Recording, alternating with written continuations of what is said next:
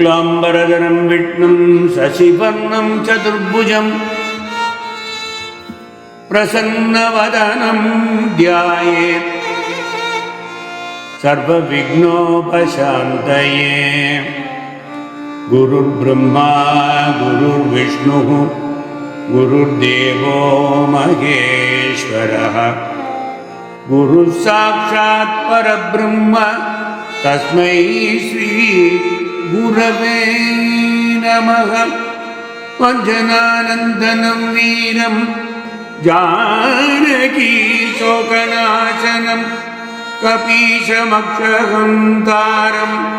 वन्दे लङ्काभयङ्करम्। कृष्णाय वासुदेवाय देवकी नन्दनाय च नन्दगोपकुमाराय गोविन्दाय नमो नमः। गोविन्दाय नमो नमः।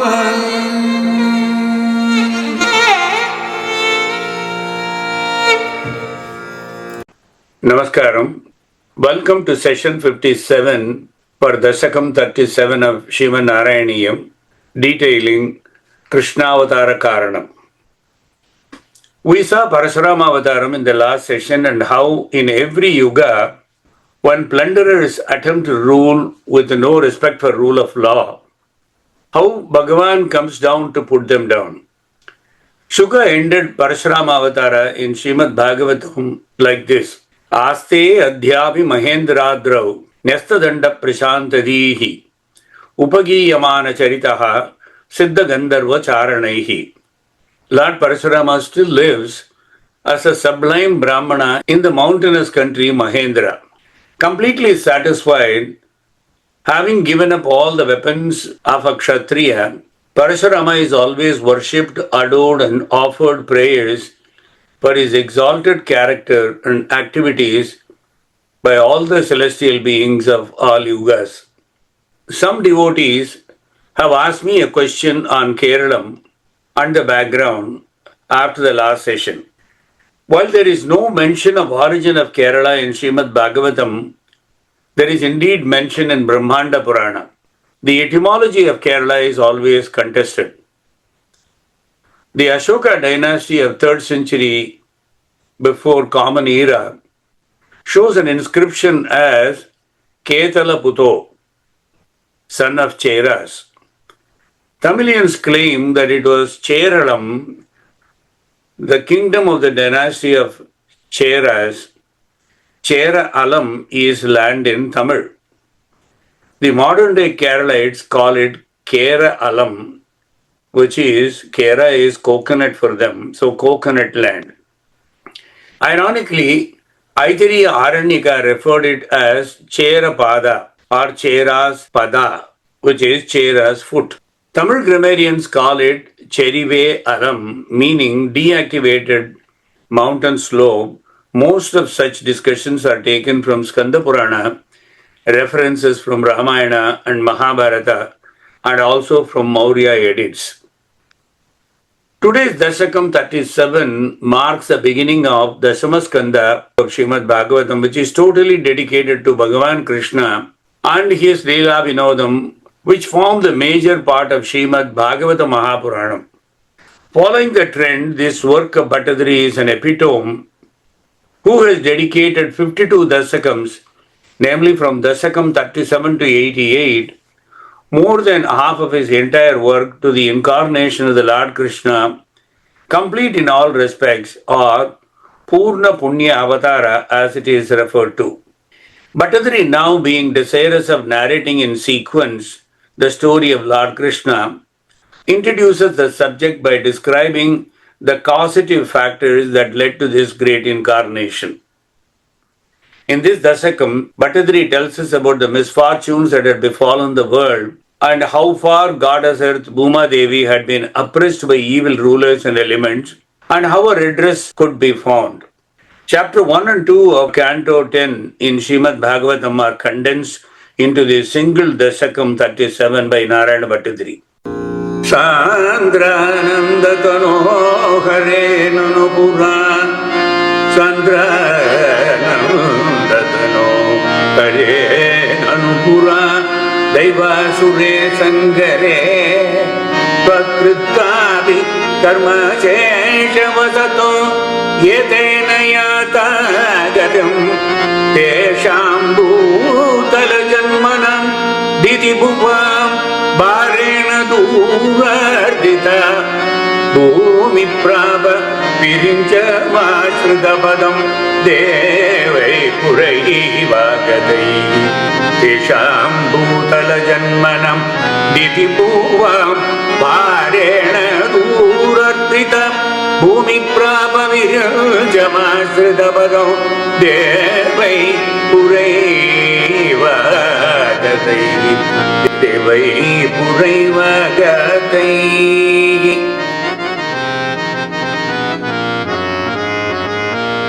Sandra Nandatano Hare Nanupura Daivasure Sangare Tatkrittapi Karmaseshavasato Yetena Yatagatim Tesham Bhutala Janmanam Diti Bhuvam Bharena Durardita Bhumi Prapa Virincha Mashrita Padam Devehi Puraivagatehi.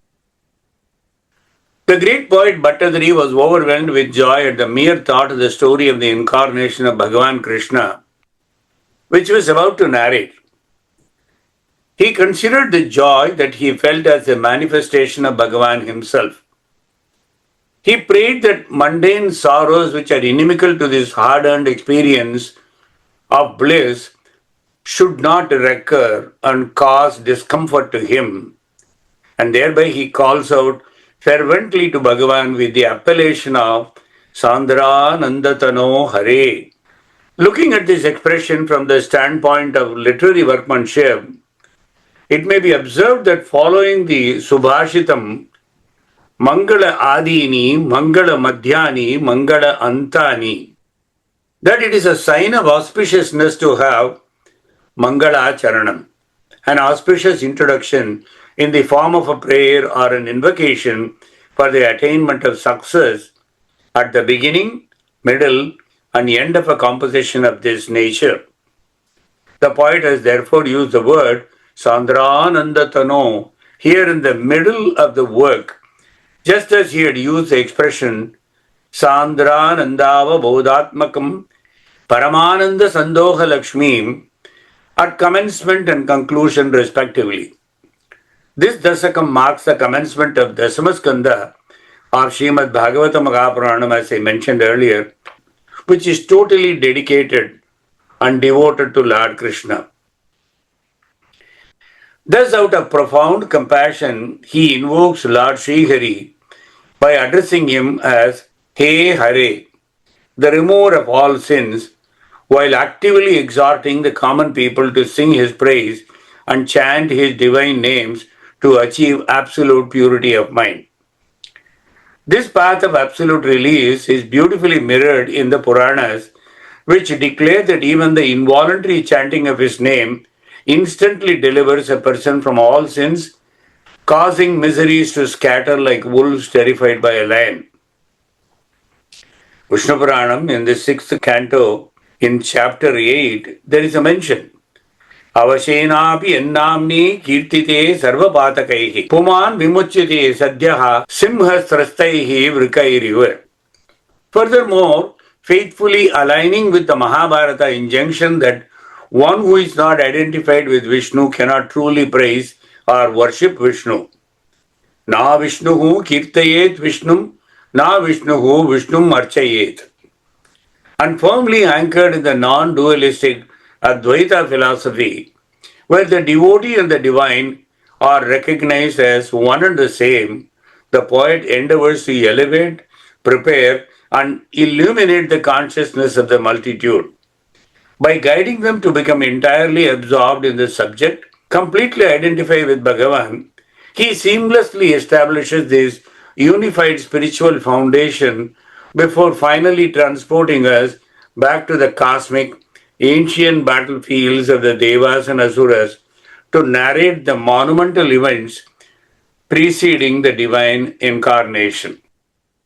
The two previously mentioned epithets used by the poet illuminate a profound truth.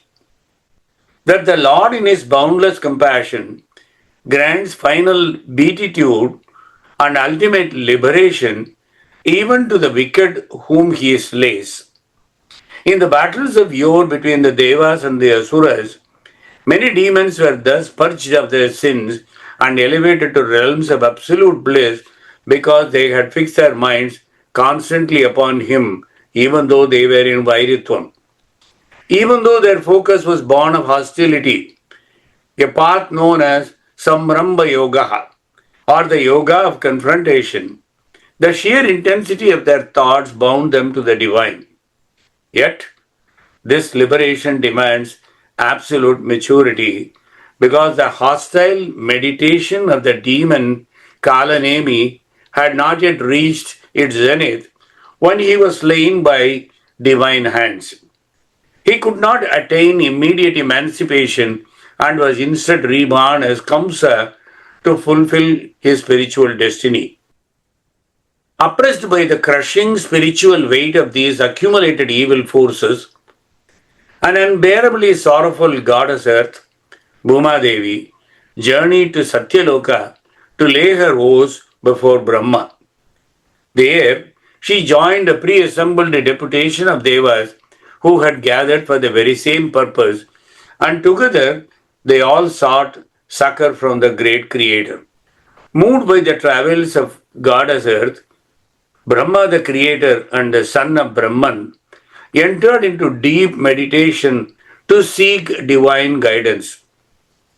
This sacred narrative underscores two timeless truths. First, that the performance of righteous deeds brings immense happiness to Goddess Earth, while evil acts inflict upon her extreme sorrow. And the second, that intense and unceasing contemplation of the Lord, whether driven by profound devotion or fueled by the spirit of confrontation, ultimately culminates in the attainment of eternal salvation. Let us now see the next sloka, where Bhattatiri describes the travails of Bhuma Devi in the first half of the sloka and the action taken by Brahma in the second half.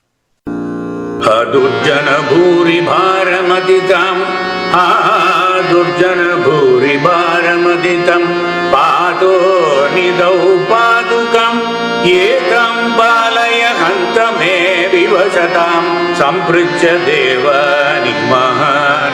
Yetam palayam anutame rivashatam sampriccha devaniman ityadi prachura pralapa vivasham alokya datamayim devanam vadanani viksha parito dadhyo bhavantum hare devanam vadanani viksha parito dadhyo bhavanto hare bhavanto hare.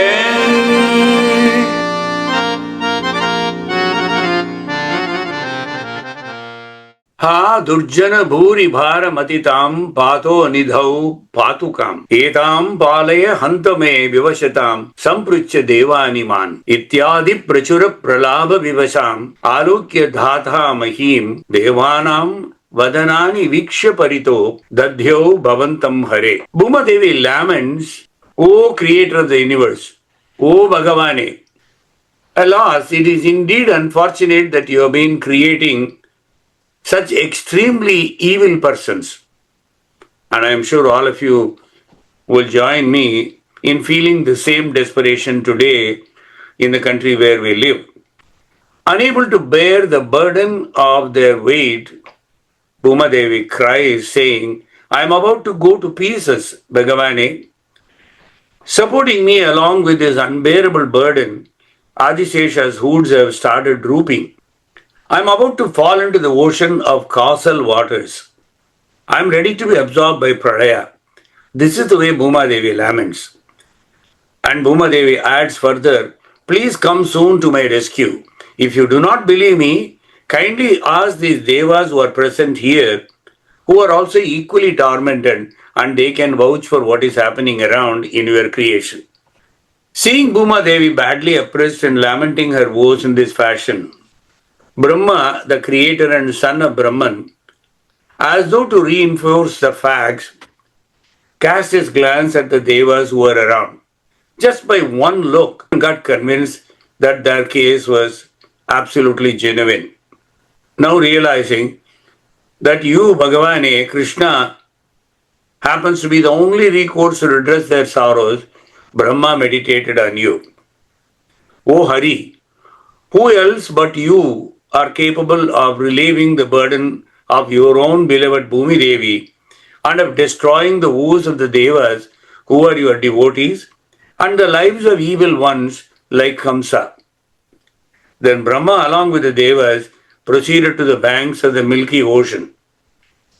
I am often asked this question in different words and sentiments. After all, Bhuma Devi is the consort of Bhagavan Vishnu, who retrieved her from Patala in another avatara when he knew that Bhuma Devi was oppressed. That was in Varaha Avatara, when Bhuma Devi was oppressed by Hiranyaksha. Why did she not complain to her consort directly whatever she had in mind, but always had to go through the channel like going to complain to Brahma, who happens to be the son of the Lord and who was created by her own consort, Sarveshwara or Bhagavan Vishnu? This is a good place to stop and answer that question in detail. Nothing happens in Sanatana Dharma scriptures without a reason. The first is the cosmic rule of Brahma's boons. The demons suppressing the earth, whether it is Kamsa, Ravana, Hiranyaksha, Hiranyakashipu, almost always derive their extraordinary powers from rigorous penance directed toward either Lord Brahma or Lord Shiva. Brahma, bound by the rules of cosmic justice and devotion, ends up granting these demons specific boons that make them virtually invincible to ordinary gods, humans, or animals. Because Brahma is the legislator who granted the contract, he is the one responsible for finding the solution, or even if he cannot, any loophole. When the earth becomes overburdened by these demons, Bhuma Devi goes to Brahma because he is the administrative lead who holds the ledger of their boons. It is up to him to acknowledge that his creations have crossed the line and to facilitate the lasting solution. The second aspect is the protocol of the Supreme Court, also known as the divine mode. Even though we live at unusual cross tides when humanity is oppressed not only by villainous perpetrators, but also by the folks watching and enforcing the guardrails, resulting in frustration as to the rule of law in the hierarchy of the universe, Lord Vishnu occupies the position of the ultimate transcendental protector, sustainer, residing in Vaikuntha, the Milky Ocean. As we are told repeatedly, such a permanent abode exists beyond the material universe. That happens to be the Supreme Court, where there is no corruption, there is no politics. It is one and only divine mode. Lord Brahma operates as the functional governor of the material realm from Satyaloka. When a systemic crisis occurs, the demigods or devas and Bhuma do not simply barge into the absolute realm of the Supreme Brahman for such complaints. They gather under the leadership of Brahma, their collective head. By approaching Brahma first, Bhuma Devi ensured that the entire cosmic administration is well aligned. Brahma then leads a joint delegation of all the devas to the shores of the Milky Ocean so as to offer the Purusha Sukta prayers, formally inviting Vishnu to descend as an avatara or the incarnation. The precise verse outlining their worship is explained in Srimad Bhagavatam in the 10th canto in the very first chapter. Tatra gatva jagannatham devadevam vrishakapim purusham purusha suktena upatastuhu samahitaha. The above answer is from Sukha to Parikshit. Why is Purusha Sukta mentioned and chanted here? Purusha Suktam is the quintessential Vedic hymn of creation, detailing how the macrocosmic Supreme Brahman or Virat Purusha manifests the universe and then manifests the creatures in the universe. Crucially, the 14th verse of the Sukta, as many of you may remember, states, Padbhyam bhumi dishashrotra tata lokakum akalpayan. From the Purusha's divine feet, Bhumi, the earth, was generated. By documenting that Brahma used the Purusha Suktam, the Srimad Bhagavatam establishes that even the highest administrative authorities of the cosmos rely strictly on Vedic injunctions to appeal to the supreme will. It provides the absolute theological sanction showing that the descent of an avatara is a lawful, systemic response to Vedic prayer executed through proper cosmic channels. The third aspect is the sanctity of the avatara framework. If Bhuma Devi were to simply complain at home to her consort, it would remain a personal grievance, her own companion. But the oppression by Kamsa and other demonic forces is not just a personal problem for the earth. It disrupts the very dharma or cosmic order of the entire creation. By approaching Brahma, who then leads the assembly to Vishnu, the descent of Bhagavan becomes a grand structured cosmic event. It ensures that when Vishnu incarnates, in this case as Lord Krishna, his descent fulfills multiple cosmic purposes simultaneously. What are they? Relieving the burden of Bhuma Devi.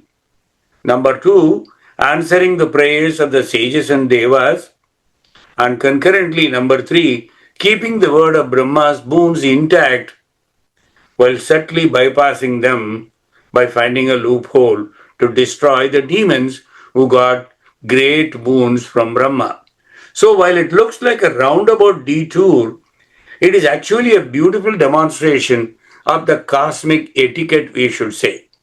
Even the Divine Mother respects the structural laws of the universe her husband created, even though she herself has the power to change everything. But she allows the whole process so that she can represent to the companion who happens to be the Brahman, who will take care of the remediation. Uche chambuja bhura munai suraha satyam darityavacho. Uche chambuja bhura munai suraha satyam darityavacho. Nanvatsya bhavatam cha rakshana vido dakshogi lakshmipatihi. Nanvatsya bhavatam cha rakshana vido dakshogi lakshmipatihi. Sarve sarva puratsaramayamito gatva payovaridhim natvatam sumage javaditiyayogu natvatam sumage javaditiyayogu sakam tavake tanam sakam tavake tanam. Uche chambuja bhura munai suraha satyam daritriyavacho nanvasya bhavatam cha rakshana vidau dakshohi lakshmipatihi sarve sarva purassara vayamito gatva payo varidhim natvatam stumahe javaditi yayuhu sakam tava ketanam. Then Lord Brahma told the Devas, O Devas, what Bhuma Devi has said now is true indeed. For I have also seen and understood everything through my divine vision before you came and complained to me. With regard to the protection of Bhuma Devi on all of you, Bhagavan, the Supreme Lakshmipati alone is capable. In fact, both Lakshmi and Bhuma Devi are Bhagavan's spouses. If he does not save Bhuma Devi from all travails and protect her in the same manner as he protects Lakshmi, Bhagavan will have to remain as the consort of just Goddess Lakshmi alone. and Bhuma, they will simply abandon him and walk away. That will not, however, ever occur. After all, it was the Lord who slew Asuras like Kalanemi. Those are the same Asuras who are now reborn as Kamsa and others. None but the Lord has the power and the right to kill them. Let us therefore, without delay, proceed to the ocean of milk under the leadership of Lord Shiva. Let us prostrate before him and sing his praise. As soon as Brahma uttered these words, all the Devas left for your eternal abode, along with Brahma and Shiva and everyone else. Te muktanila shali dukta jaladehe, te muktanila shali dukta jaladehe, tiram gata sangata yavatvatpada chintanaiga manasaha tavat sapato jabu tadvajam hridaye nisamya sakala anandayan uchivam tadvajam hridaye nisamya sakala anandayan uchivan akyata paramatmana swayamagam vakyam tada karnyatayam akyata paramatmana swayamagam vakyam tada karnyatam. Te mugdhanila shali dugdha jaladehe tiram gataha sangata yavat tvatpada chintanaika manasaha tavatsa patho jabuhu tadvacham hridaye nishamya shakalan anandayan uchivan akyataha paramatmana swayamaham vakyam tada karnyatam. Upon reaching the cool, fragrant shores of the ocean of milk, where a pleasant and gentle breeze was blowing, and with all good omens of auspiciousness, the Devas altogether began to meditate on your lotus feet with single-minded and unstinted devotion. At the same time, Brahma heard your voice within and declared to the Devas, gladdening the hearts, O Devas, please listen to what Paramatman, the Bhagavan, has conveyed to me through my inner mind. The expression is Patho Jabu. In this context, is indicative of Brahma's relative ease in communication with the Lord on account of his constant association with Brahman through the navel lotus, which is Brahma's abode. Thereafter, Brahma proceeds to narrate the words of Bhagavan. Jane dina dashamagam, Jane dina dashamagam, Dvishadam bhumecha bhimendripaihi. Jane dina dashamagam, Dvishadam bhumecha bhimendripaihi.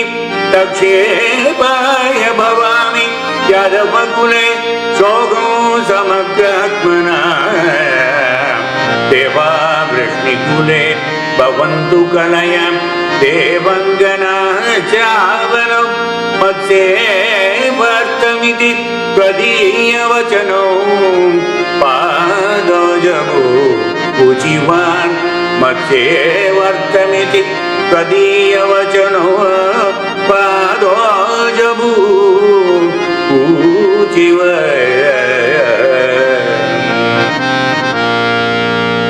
Jane dina dashamakam divishadam bhumescha bhimain rupai takshepaya bhavami adavakule soham samagratmana deva vrishnikule bhavantu kalaya devanganas chavanav matsevartamiti tvadiya vachanam patho jabuhu uchivan. As previously mentioned, Brahma told the Devas the thoughts which were caused to appear in Brahma's mind while he was in contemplation. I fully realize the state of misery caused by dreadful kings like Kamsa to the Devas and Bhumi Devi. Therefore, I, the Supreme Brahman or consciousness, one without any attributes, devoid of mandatory activity, sinless, unattached and infinite, will be taking birth in the clan of the Yadavas as the son of Devaki and Vasudeva with all my powers as a complete incarnation or Purna Brahma or Purna Avatara. Assuming form as the embodiment of pure Sattva Guna, that is Suddha Sattva, in order to put an end to the woes of Bhuma Devi and to establish righteousness on the earth by annihilating those evil ones. At that time, let the Devas be born as their own partial incarnations in the Yadava clan and all other clans in order to destroy the likes of Duryodhana, Jarasandha, etc. Because it's not only Kamsa and a few demons who we are talking about, there are going to be many more. And there are also many more that you have not mentioned. In order to destroy all of them, I have to really descend down, this time in the Purna Parabrahman fashion. Let the divine damsels be born as Gopikas for my service in Gokulam. Everyone was so happy. Devas had a role, divine damsels had a role. Everybody wanted to descend down and enjoy the Purnavatara. Unlike the many divine incarnations of Bhagavan Vishnu, beginning with Matsya, fish, Kurma, the tortoise, which are only partial ones, the incarnation of Bhagavan Krishna is said to be a complete one, Purnavatara, as you all know, and is the most important of all the incarnations. Superhuman, sportive activities like Rasa Krida and the vision of the cosmic form Vishwarupam revealed to Yashoda, Dhritarashtra, Arjuna, sage Uttanka, and divine forms to many others including Vasudeva and Akrura. These and other events constitute irrefutable proofs to establish the Purnavatara of the Parabrahman in Krishna incarnation. They will be described at their respective places in the coming Dasakams. After thus narrating the circumstances leading to the Krishna incarnation, Bhattatiri describes the happenings in Mathura, starting with the wedding of Devaki and Vasudeva. Let us listen to sloka number 6. Shruttva karnarasayanam tava vachas sarveshu nirvapita swanteshu isha sarveshu nirvapita swanteshu isha Gadeshu Tavaka Krupa Piyusha Triptatmasu Vikyate Madhurapure Kilabhavat Sanitya Punyottare Danyam Devakanandanam Udavagatraja Suratmajaham Danyam Devakanandanam Udavagat Raja Suratmajah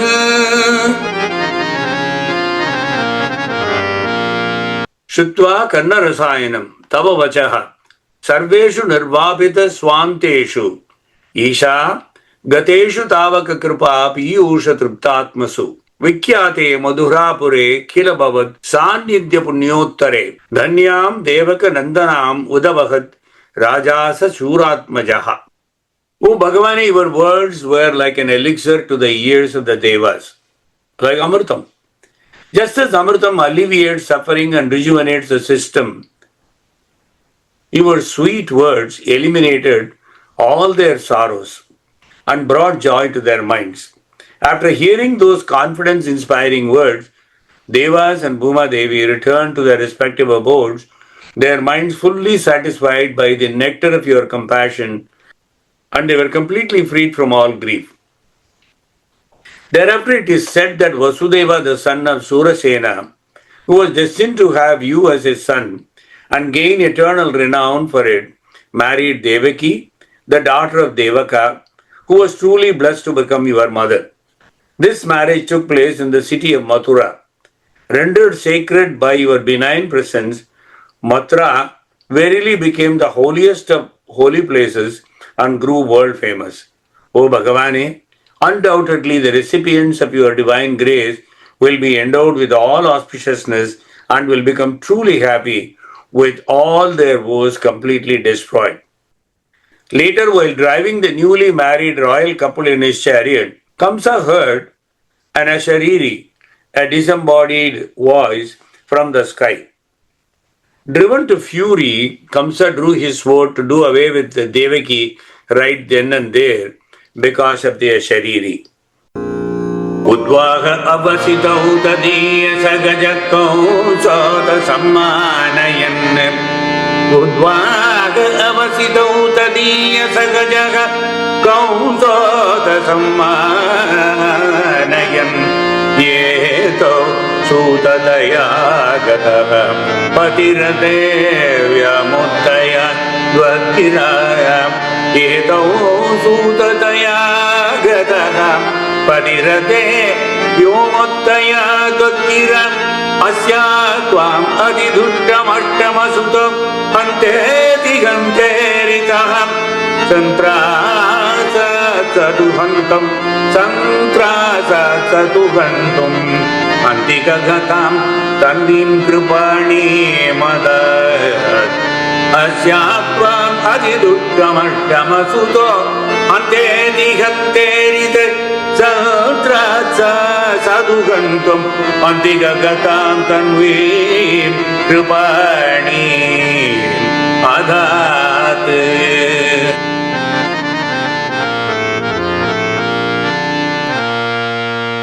Udvaha avasitau tadiya sagajaha kamsota sammanayan. Etau sutataya gataha patirate vyamuttaya tvadgira. Asyaha tvam atitushtam ashtamasuto hanteti hanteritaha santrasad saduhantum antikagatam tanvim kripanim adhat. At the conclusion of the royal wedding, Kamsa, the brother of Devaki, in order to honor the beloved newly married couple, chose to pilot the chariot himself towards the abode of Vasudeva. On the way, a divine voice emanating from the sky was heard saying, "Hey Kamsa, extremely wicked one, you will meet with your end at the hands of our eighth son, beware." The Lord, being extremely fond of his devotees, indeed made the previously mentioned disembodied voice emanate from the sky in order to facilitate providing a quick and easy path to salvation. Sambrahma Yoga, or the path of confrontation, to Kamsa and bring it to its logical conclusion, giving him the final blessing or exalted happiness. Another reason for producing the aerial voice was that Bhagavan in the same incarnation wanted to shower his blessings on his ardent devotees, the two mother-father duos, namely Devaki and Vasudeva and Yashoda and Nandagopa, by assuming the role of a child to them, fulfilling their age-old prayer for serving as parents to Bhagavan. On hearing the said voice, Kamsa drew his sword from his sheath with a view to kill the very young, beauteous, bridal Devaki, his sister, seated beside him. Alas, to think of Kamsa, for fear of death, attempting to do away with his own beloved and just then married sister, still in her marriage attire, who was till then to him the dearest than his own life. Then follows the narration of how, despite his entreaties, Vasudeva failed to pacify Kamsa, who was bent upon killing Devaki, and how at last he promised to give Kamsa the sons born to Devaki one by one as and when they are born, so that they keep up their promise by giving every one of them. Krishnaanaachikureshu tankalamatihi shaure chiram santvanehi no munchan punaratmajarpanagira prito tayato grugan no munchan punaratmajarpanagira prito tayato grugan adyam त्वत्सहजं ततर्पितमपि स्नेहेन नागम्यतो दुष्टानामपि देव पुट्टकरुणा दृष्टा हि धीः एकदा दुष्टानामपि देव पुट्टकरुणा दृष्टा हि धीः एकदा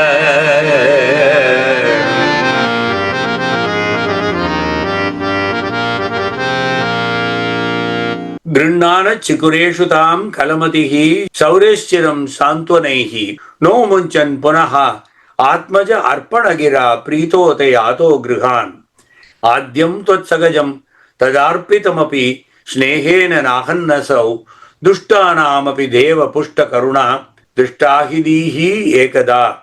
Kamsa, the evil genius, catching hold of Devaki's hair, attempted to kill her. At that time, Vasudeva tried his best to pacify him with soothing words, but was not successful. When at last, bereft of any other recourse, Vasudeva promised to Kamsa this way: I will surrender to you all the sins born to Devaki. Kamsa let go the innocent Devaki and returned home pacified because he knew that Vasudeva will not violate his commitment and words.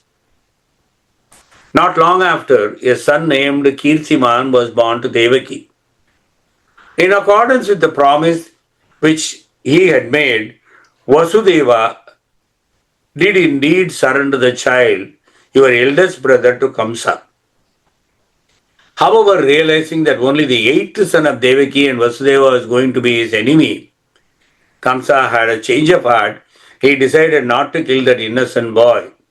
Kamsa, with great love, returned him to Vasudeva. O Bhagavane, verily, even the wicked ones have hearts.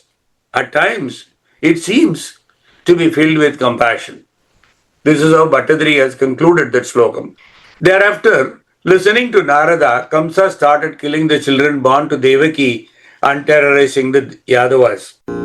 Tavatvan manasaiva narada munihi Tavatvan manasaiva narada munihi Prochesa bhojeshwaram yuyam nanvasura surachayadavo janasi kimna prabho Tavatvan manasaiva narada munihi Prochesa bhojeshwaram Yuyam nanvasura surachayadava janasi kimna prabho Mayavi saharihi bhavatpadakrite bhavisura prartanat ityagarnya yadunadunate asau saurech sununagan asau saurech sununagan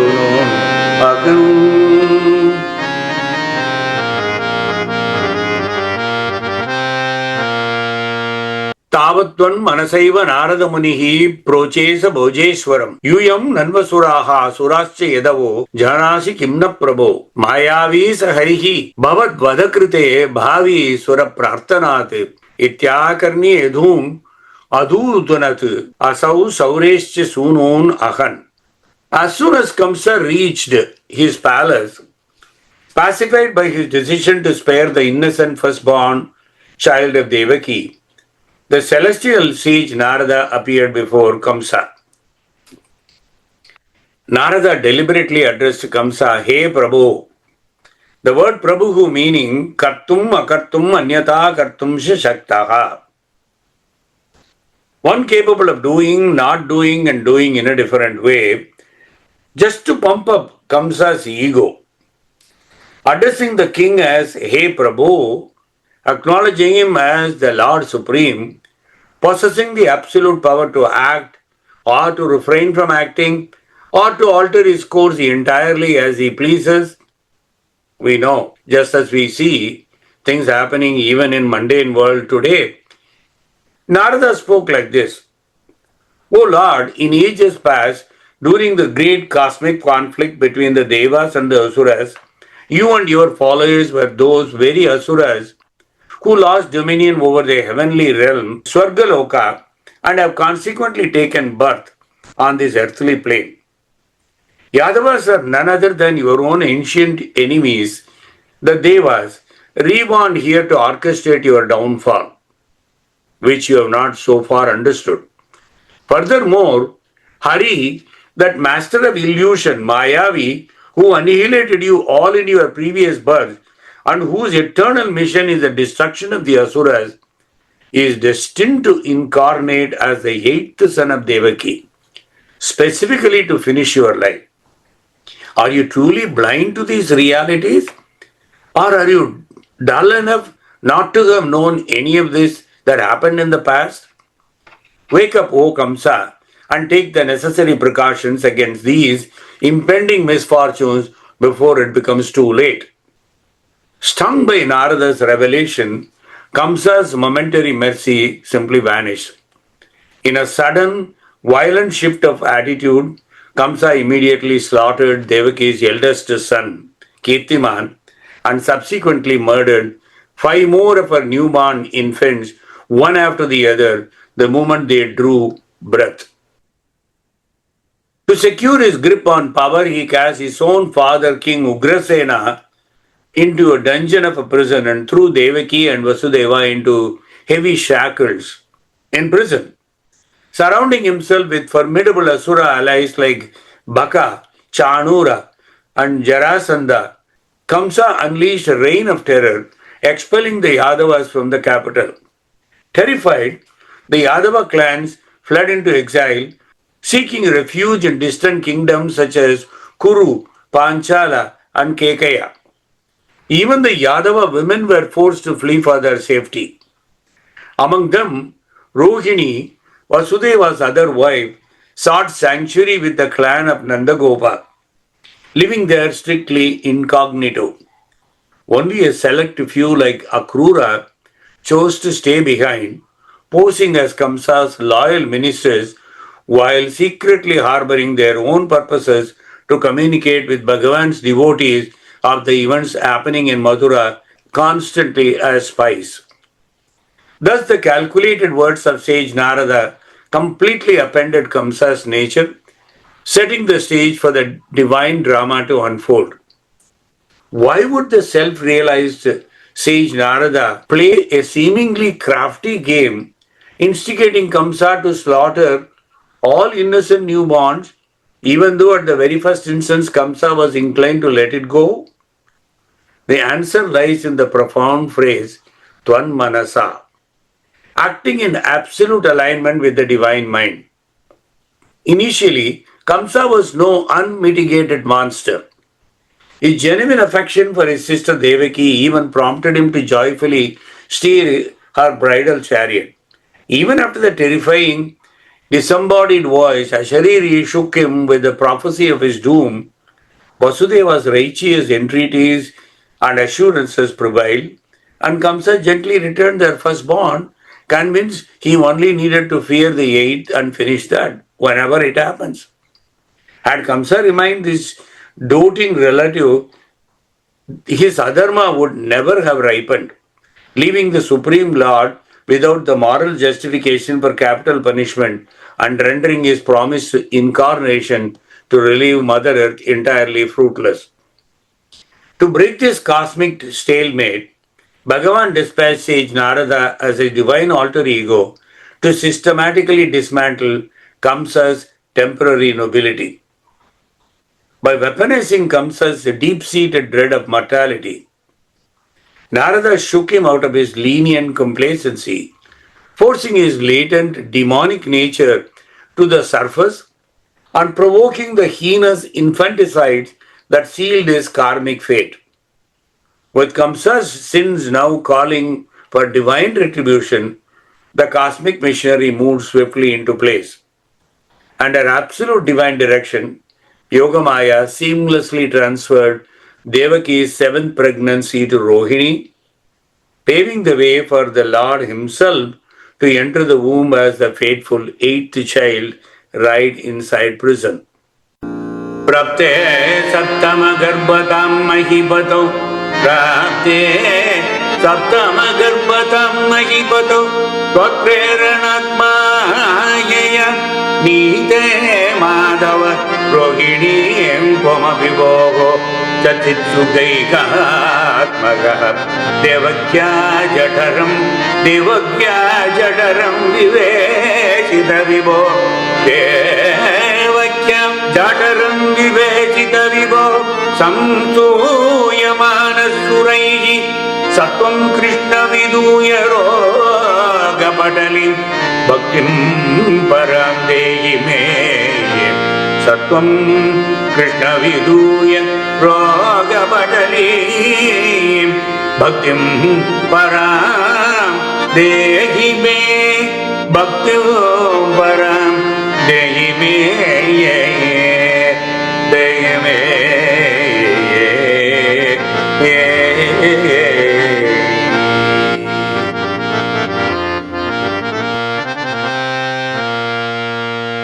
प्राप्ते सप्तम गर्भताम अहिपतौ त्वत्प्रेरणात् मायया नीते माधव रोहिणीं त्वमपि भोः सच्चित् सुखैकात्मकः देवक्या जठरं विवेशित विभो संस्तूयमानसुरैः सत्वं कृष्ण विदूय रोगपटलीं भक्तिं परां देहि मे. In due course, Devaki had her 7th pregnancy. It was Adisesha himself, at the Lord's instance, who had entered Devaki's womb this time as a partial incarnation as Sankarshana Murti. In order to prevent Kamsa from laying his hands on this child, Yogamaya, the power of creative illusion, at your behest, transferred the pregnancy to Rohini, the first wife of Vasudeva and co-sister of Devaki, who was living incognito in the company of Yashoda in Gokulam under the protection of Nandagopa, the cousin of Vasudeva. As the fetus was drawn out and transferred, as indicated by the meaning of the word Sankarshana, the name of Sankarshana came to stay for this child, who also came to be known as Balarama, Rama being the cause of delight to all, and Bala on account of his tremendous strength from birth. Thereafter, the Lord entered the mind of Vasudeva in the form of Chat Chit Ananda, that is existence, knowledge, bliss, and through him entered the womb of Devaki as her 8th pregnancy. O Bhagavane, omniscient as you are, when you are situated in the womb of Devaki, Brahma and all the other devas came there and sang your praise with extreme devotion right to Devaki. How did they do the benedictions?